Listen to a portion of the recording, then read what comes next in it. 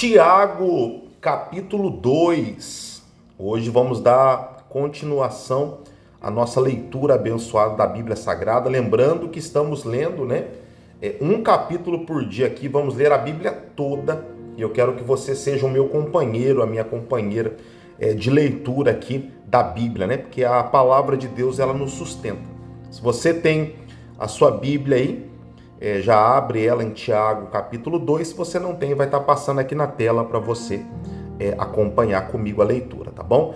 Faça essa campanha de leitura que vai abençoar muito, muito a sua vida. Coloca aqui nos comentários bom dia, boa tarde, boa noite, a hora que você está lendo comigo e vamos lá. Diz assim o título de Tiago 2.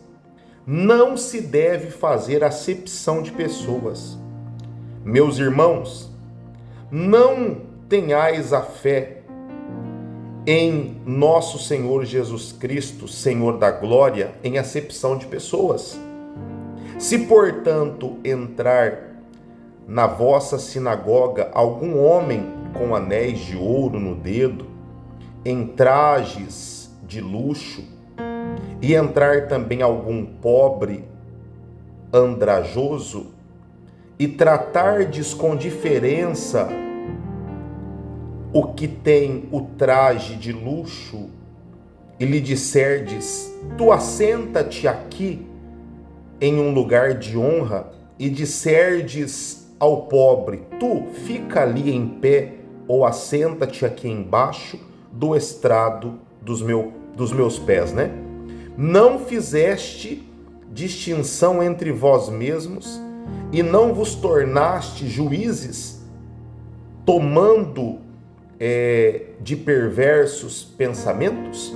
Olha que interessante, o Tiago aqui no capítulo 2, ele fala que nós não podemos fazer acepção de pessoas, Ele fala para tratarmos todos, em especial na casa de Deus, todos de maneira igual, porque a maior riqueza, ela é carregada do lado de dentro, É lógico que existe um reflexo do lado de fora quando nós buscamos a Deus, só que o Tiago está falando aqui que tanto simples como aqueles que já estão honrados, materialmente falando, na casa de Deus, na presença de Deus, são tratados da mesma forma, porque todos são filhos, todos são ovelhas aos olhos do Senhor, e o pastor, o bispo, o sacerdote, o diácono, o apóstolo precisa tratar todos os irmãos de igual maneira, É o ensinamento daqui. O versículo 5 diz assim: ouvi, meus amados irmãos, não escolheu Deus os que para o mundo são pobres, para serem ricos em fé e herdeiros do reino que ele prometeu às que o amam? Entretanto, vós outros menosprezastes o pobre. Não são os ricos que vos oprimem, e não são eles que vos arrastam para os tribunais? Ô bispo, por que essa palavra está ensinando isso aí até o versículo 6? Porque nesta época as pessoas estavam necessitadas de tantos recursos para dar seguimento à obra de Deus, que muitas das vezes era posto numa balança e achava esse tipo de atitude aqui como normal. E principalmente aqui, como estava no início da palavra, no início da igreja, era necessário criar uma base forte, de preceitos corretos. Então, a Bíblia, ela aborda todos os temas. Então, quando você ler ela aqui comigo, de uma maneira completa, capítulo por capítulo, você vai ver que a Bíblia, ela aborda todos os tipos de ensinamentos que nós temos que seguir, Seguindo aqui o versículo 7, ele fala assim, não são eles os que blasfemam o bom nome que sobre vós foi invocado?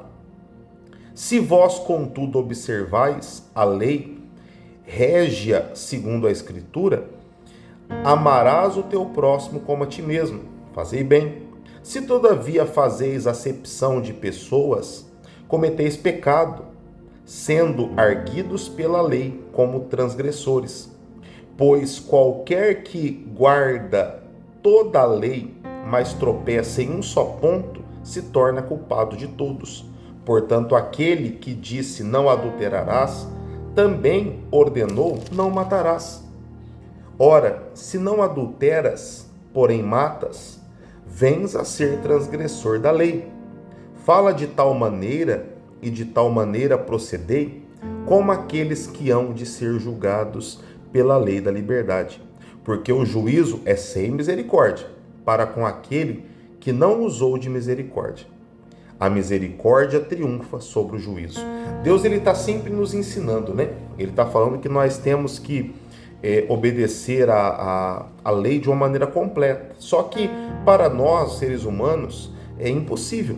Então, por isso que Cristo veio, né? Cristo veio para obedecermos a lei através da sua misericórdia. Então, a misericórdia, ela tem que ser plantada por mim e por você, como diz aqui o versículo 13, porque aquele que usou de misericórdia terá misericórdia, e aquele que não usou, ela virá como juízo, né? Então, um ensinamento muito bacana. Versículo 14 tem um título, né? A fé sem obras, ela é morta. Meus irmãos, qual é o proveito se alguém disser que tem fé, mas não tiver obras? Porque, por acaso, semelhante fé pode salvá-lo? Se um irmão ou uma irmã estiver carecido de roupa e necessitado de alimento cotidiano, e qualquer dentre vós lhe disser, ide em paz, aquecei-vos e fartai-vos, sem contudo lhe dar o necessário para o corpo, qual é o proveito disso? A Bíblia está falando aqui sobre a fé acompanhada de obras, né? E ele traz um paralelo de uma pessoa necessitada de uma cesta básica, de um cobertor, e você profetizar sobre a vida dela, declarar uma palavra sobre a vida dela é muito importante, mas você também estender a mão é de igual maneira importante, porque a fé junto com a obra, ela anda juntos, né? Ela andam de mãos dadas. E ele fala que não tem proveito. Aí o versículo 17 fala assim, assim também a fé, se não tiver obras, por si só ela está morta. Mas alguém dirás, tu tens fé, e eu tenho obras. Mostra-me a tua fé sem obras, e eu com as minhas obras te mostrarei a minha fé. Esse versículo 18 é muito interessante, né? Agora o 19, ele é como se fosse um choque de realidade, né? O versículo 19 fala assim, crês tu que Deus é um só? Fazes bem. Até os demônios creem e tremem. Então ele está querendo dizer assim, você crê que Deus é um só, você crê em Deus, você faz muito bem. Até os demônios, né, até Satanás e seus demônios acreditam nisso. Então isso não é mérito. Nós temos que, além de crer, mostrar com as nossas obras, atitudes, jeito de agir, o proceder desta fé, né? Dessa crença. Versículo 20. Queres, pois, ficar certo, ó homem insensato, de que a fé sem obras é inoperante? Ele faz uma pergunta, né? Não foi por obras que Abraão, o nosso pai, foi justificado quando ofereceu sobre o altar o próprio filho, Isaque? Ele fala assim, não foi por obras que ele foi justificado? Como assim, bispo? Me explica. Deus pediu o Isaque a Abraão. Só que o Abraão não falou só sim, Senhor. O Abraão não disse só com palavras, eu obedeço. Ele pegou o Isaque, levou ele para o sacrifício. A atitude mostrou que ele verdadeiramente estava disposto a obedecer, né? Versículo 22. Vês como a fé operava juntamente com as suas obras. Com efeito, foi pelas obras que a fé se consumou, né? Em outras palavras, a atitude consuma a fé. Tanto que o próprio Jesus, quando ele morreu na cruz pela gente, lá no Calvário, ele disse, está consumado, né? Aquela fé, aquela certeza, ela foi consumada com a atitude dele, de se entregar verdadeiramente. Então, é muito importante que venhamos ser pessoas com a fé operante. Não seja uma pessoa somente que fala. Ô bispo, eu oro muito. Sim, ore bastante, mas faça o complemento da palavra oração, que é orar junto com ação, orar e agir, tá bom? Seja uma pessoa com a fé operante. Versículo 23. E se cumpriu a escritura a qual se diz: ora, Abraão creu em Deus, e isto lhe foi imputado para a justiça. E foi chamado amigo de Deus, né? Aqueles que têm uma fé operante, eles são chamados de amigos de Deus.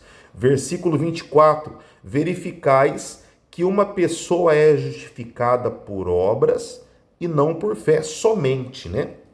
A fé é importantíssima. Nós precisamos ter fé. A fé é o que? É certeza. Você precisa ter certeza, você precisa viver pela fé. A fé faz você acessar portais que um homem natural, uma pessoa natural não consegue acessar. Só que a fé, ela tem que sempre vir acompanhada das obras, das atitudes, tá bom? É o que a palavra está nos ensinando aqui no capítulo 2 de Tiago. O versículo 25 fala: de igual modo, não foi também justificada por obras a meretriz Raabe, quando acolheu os emissários e os fez partir por outro caminho?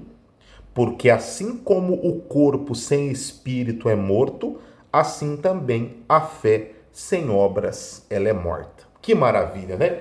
E eu convido você, após essa leitura comigo aqui em Tiago capítulo 2, eu convido você para viver uma vida de fé, mas com bastante obras, uma fé operante, tá bom? E uma das atitudes é estar comigo aqui todos os dias, para estar lendo um capítulo da palavra todos os dias. São capítulos abençoados que vai abençoar muito a sua vida, a sua casa e a sua família, tá bom? E compartilhe Tiago 2 aí com muita gente, com certeza vai abençoar de muitas pessoas. Lembrando que eu quero que você profetize aqui embaixo.